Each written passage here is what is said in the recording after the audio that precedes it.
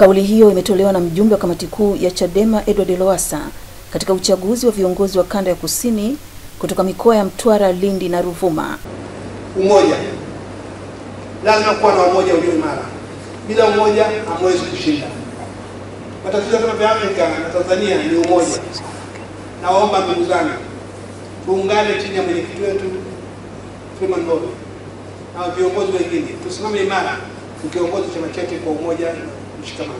Kwa wengine anaweza kutokea kwetu, tukatae, tushike umoja na mshikamano. I'm telling you, it is important.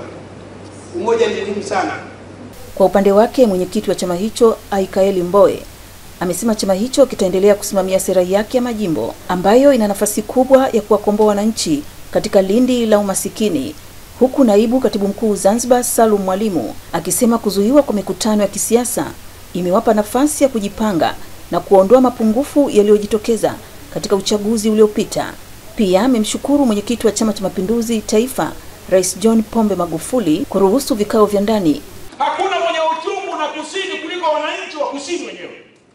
Hakuna mwenye uchungu na magharibi kuliko wananchi wa magharibi wenyewe.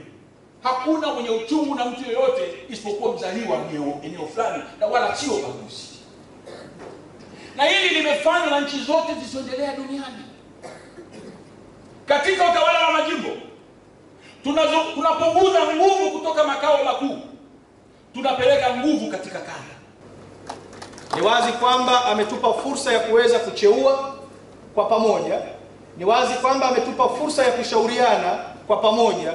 Ni wazi kwamba ametupa fursa ya kujipanga kwa pamoja. Na sasa kama chama, baada ya kumaliza mizunguko ya kanda zote 10, ni wazi tutatoka tukiwa Chadema wamoja, tukiwa wote tunazungumza lugha moja.